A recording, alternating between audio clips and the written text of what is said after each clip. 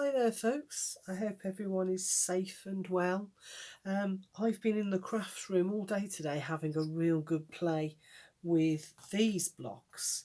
Now if you remember, I've discovered that I've got absolutely tons of them, but it's the football ones that I've had the most problems with, because the way that they are done don't fold in the same way as the other shirts do. These ones don't fold in the same way as these, and whilst I've tried and ended up with something like that, it's still not quite right, because the blocks have all of this information on. So it's got all these colours down the bottom that are obviously there for a reason, and then on some of the pages it has this line here at the bottom. I hope you can see that, and it says fold the shirt sleeve to this line. And I've spent a good few hours and come back many times trying to figure out how to do this, and I think I've finally done it, because I'm now able to create football shirts that have got all the patterns on like that, which I think is the way that they were made to be. So I'm making a card. It's my nephew's birthday soon anyway, so I'm making him a football card. So I thought, which is what prompted me to try having a go with these blocks again. And as you can see, I've got two of them, so I didn't want to waste them, which is why I persevered. So I'm going to show you how to make the folds for the football shirts, and then I shall go on to the card, which I'm going to use these for. So with this one, it's different to the other shirts. You start off in the same way. You fold the papers in half, and I hope my fingers don't get in the way, but for obvious reasons I can't use bigger sheets of paper. You fold in half, but this time what you do, if you've got this going on, you're going to fold to that line, so that that's just about on that line. And then once you've creased that down, you're then going to come back and fold in as we do with the shirts. And this time, normally with the regular shirts, you'd have taken this up to about a third of the way up. So let's fold that in half like that. And then, so that ends up with all of that paper on the inside. So then, with this one, we've got that line there. So we're going to fold it in half to that line. So I'm going to bring it all the way up and bring that down to that line, so that when we fold, we can see that blue peeping out at the bottom, like that. So, where's the sleeves, Teresa? So this is where the magic happens, and this is what had really foxed me. So we get to there, and then we're going to open it back out again, and this time we're going to fold out here for the sleeves. With the shirts, we'd folded out here, which is why I just couldn't understand what was going on with the pattern. So this time we fold out at the top. So we're bringing it out, and then we end up with that lovely colour showing through on both sides, like that. See, I'd searched the internet, I'd been on Pinterest, I'd been on YouTube trying to find how to do these, and there was nothing in the pads that I'd bought to say how to do it. So then I'm going to get my glue. I'm going to put a tiny bit on that crease there just to hold the sleeves in place. Fold that back out, and then I'm going to put some glue on the back here just to hold the shirt all together, make it nice and firm. Fold that up, and I like to use a paper clip just to hold everything in place. So I'll just pop that on there for now while that dries, and then I'll show you very quickly the second one, which is the one with the arrows on. So again, we're going to fold it. So we're going to leave the top, we're going to fold this end down until we are level with the end of these perforated dots. So making sure we're lining it up really carefully. So I've gone over ever so slightly, but I'm not worried with that. And then open it out. I'm going to bring it halfway across and fold it in half. Oh, not quite straight. Fold that in half. Of course, as I said before, as soon as I'm on camera, I can't do it. I don't know if anyone else is the same, but as soon as the camera starts rolling, my fingers just don't do as they're told. There we go. Fold that back up. Then we're going to bring the edges in exactly the same as we did on the shirts, and that side. And then this time we're going to fold it in half to this white line in the middle. So we want that showing, that's our guide. So I'm just going to fold that and very carefully roll it till we've got that white line at the bottom. So we're almost in half there. So I'm going to crease all of those folds down.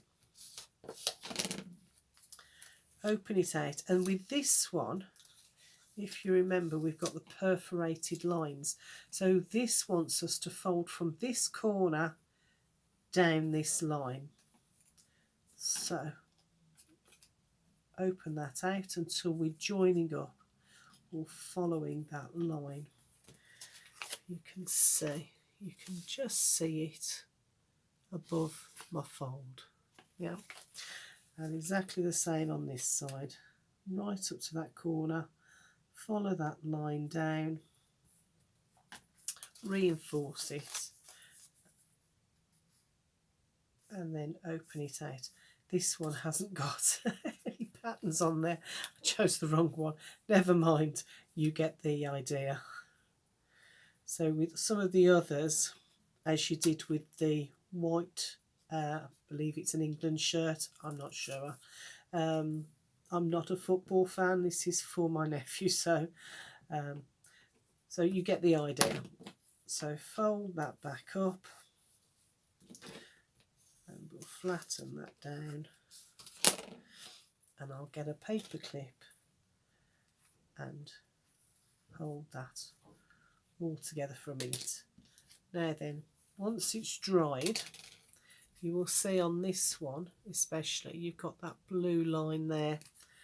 So what I'm going to do is I'm going to get my little pair of scissors and I'm going to just follow that round. I'm going to stay on this side to the right of the line so that we keep the line, the blue, and cut away the rest of the white, just to give it a little bit of shape.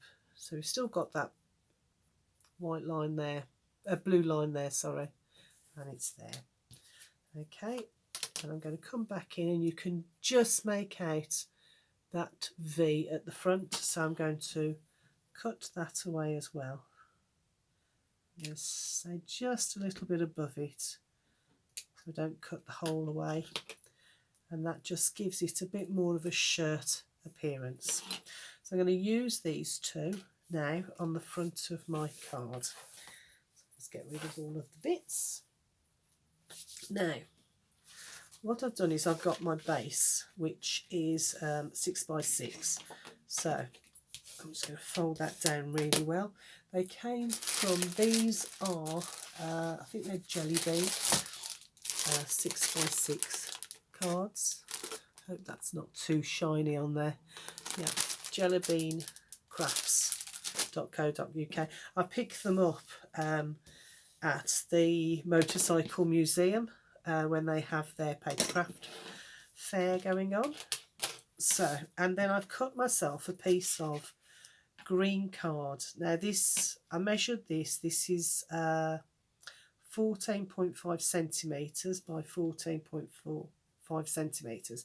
So I've cut this, because it's scalloped, I've cut this at 13.5 centimetres by 13.5 centimetres, which in inches is 5 and 1, 2, 3, 4, 8. That can't be 4/8. 5 1/4. Just over 5 1/4.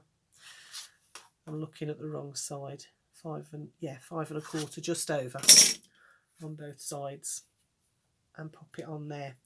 Now what I want to do is I want to make it stand out a little bit more. So I'm going to pop it on some scrap paper, and using my ruler, I've already done 3 of the sides, I've already prepped this. So I'll talk you through. So what I'm going to do is line that up so there's only the very minimum of that green showing, just tiny little bit. And then I'm going to come in and I'm going to bring my black felt down the edge of the ruler, and this will just give a very thin line to the black card, and then when you pop it onto the background, it makes it stand out much more. And then, because it's a football themed card, I've taken a template. It started off as one piece of card like that. Sorry, I've used the same colour. Let me do it on some white. So I did that, put it on, and then using a white gel pen, I've gone around that to create the is it the penalty box? To create the penalty box, and it's a double line from what I've seen on the internet.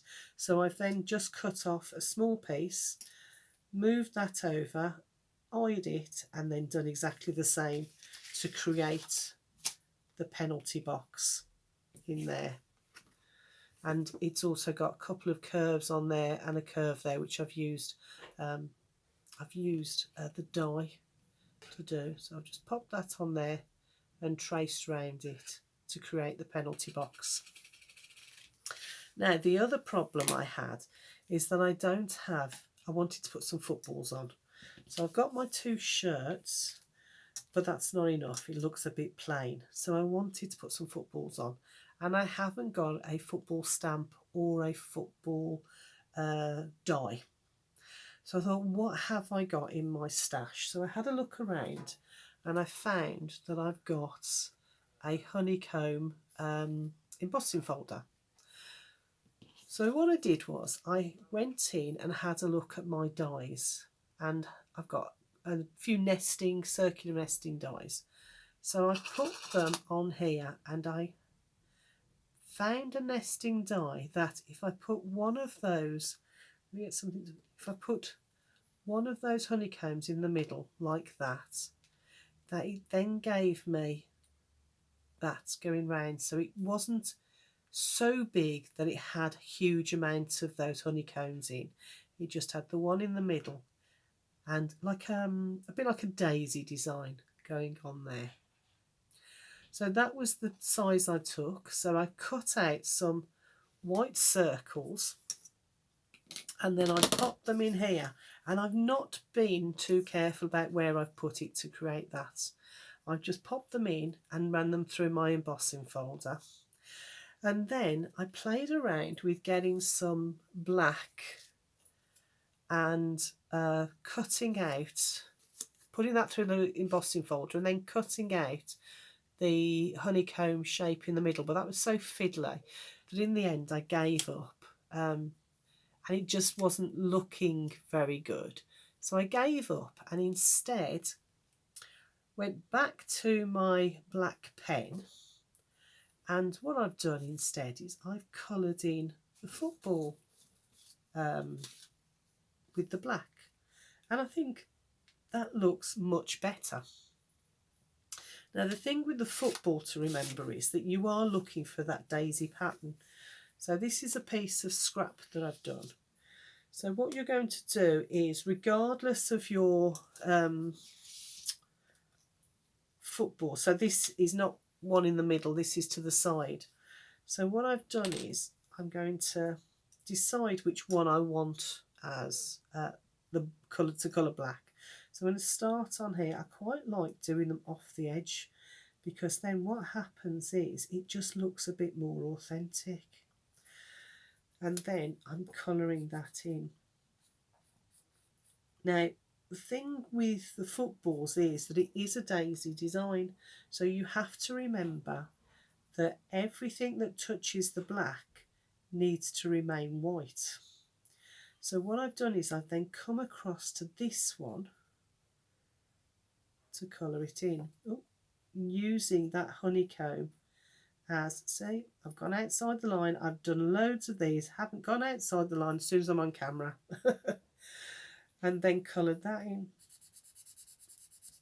like that. So let me show you on the big piece so you understand, hopefully, where I'm coming from.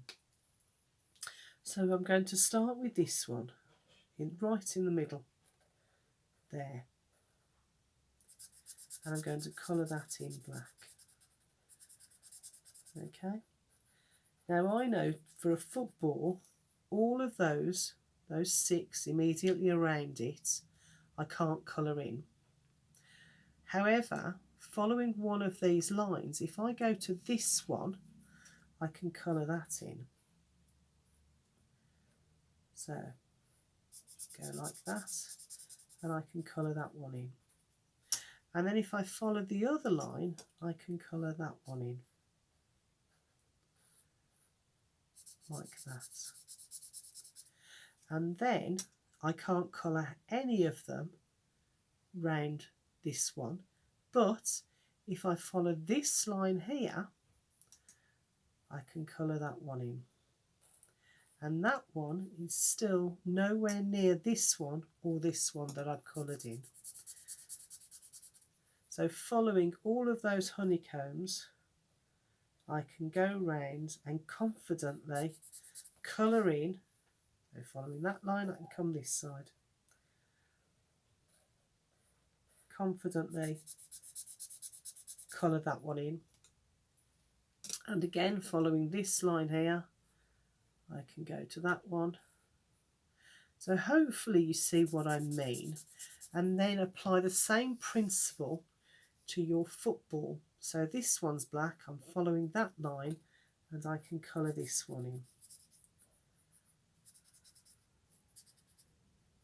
And then following that line, I can then colour this one in. And that then gives me some nice looking footballs.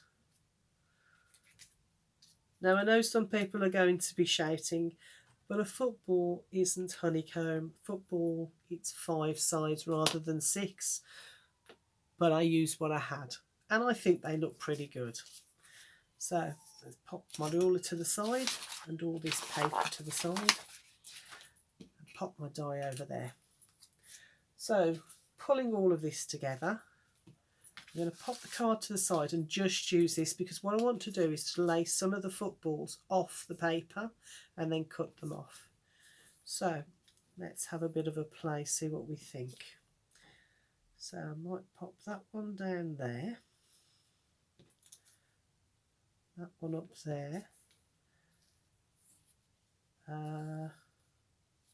That's too close. Shall I put that one there and that one there? What do you think? Bring that one up a little bit more.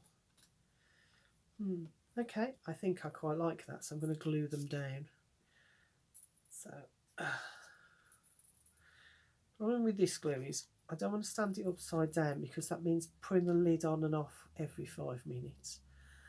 But then again, it is a nuisance having to wait for it to trickle down.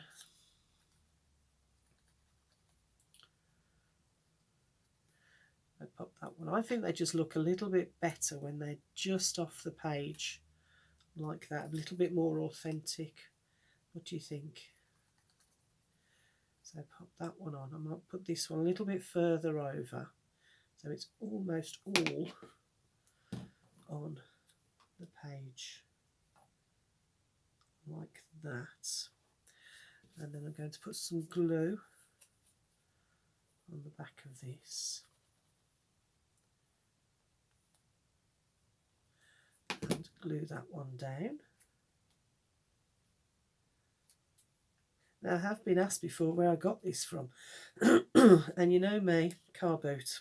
But what I do is, because you can take this end off, I just keep refilling it. It's just got a really nice end on it, point on the end, which means that when I am putting the glue out, I've got a nice thin trickle of glue coming out, which is just perfect for me. So pop that down, put that on to hold it for a minute, put that one on there to hold it, and then we can pop the lid back on. I am a messy crafter, so I'm trying, now that I've moved into my new craft room, I'm trying to be a lot more tidy and trying to put things back where they live. Just to make life easier for me. Then I'm going to get this and I'm going to just distress the ends of the, while that's drying. Move that out of the way. And my daughter has given me about 7 of her old makeup brushes. There we go. I've given them a good wash. And she saw me using this one, which is a rather posh one, that I, again, picked up £2 at a car boot. It came with another 2 of them, and brand new. So she's given me her old ones, but a lot of makeup on there. So I've had to spend the morning washing them. I can't believe how much makeup was still on them, but hey ho. She says she doesn't use them. She's not got on with them, with her makeup, although she's used them quite a lot. She's stopped using them and gone back to the old brushes, you know, the normal makeup brushes. So she says, Mum, if you want them, you can have them. I was like, yes, please. I will have them. Right, give that a little bit of a distress look. And down the edges. Do like my inks, and it's been great actually getting them out again, and now I've got them to the right of me so I can access them more easy, so I'm using them a lot more than I used to, which is great. It's really useful. Okay, so that's prepped. Let's take these off and bring this back over. So I'm just going to turn it over and I'm going to trim down those footballs. Just cut those bits off. Get rid of them. Although, thinking about it, maybe it would have been nice to keep them on, but never mind. They're gone now. They could have overlapped onto the card, couldn't they? Sometimes do that, which I quite enjoy. So I'm going to pop that on there. So let's get some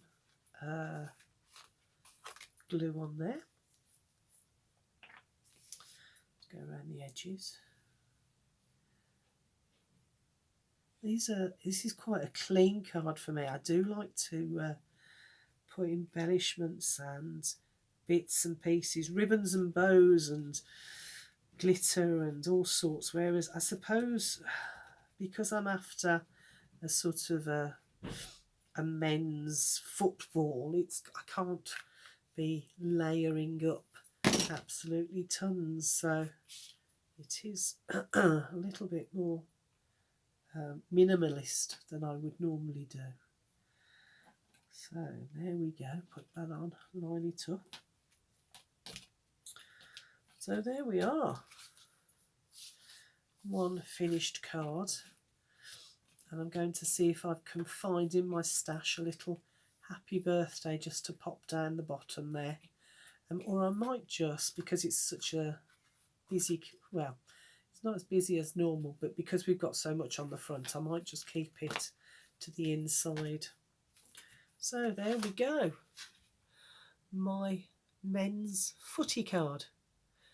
I hope you like it. And yeah, give me a thumbs up. And if you're not already subscribed, it'd be great to have you as part of the Car Boot family. Okay, folks, speak to you soon. Take care now. Bye.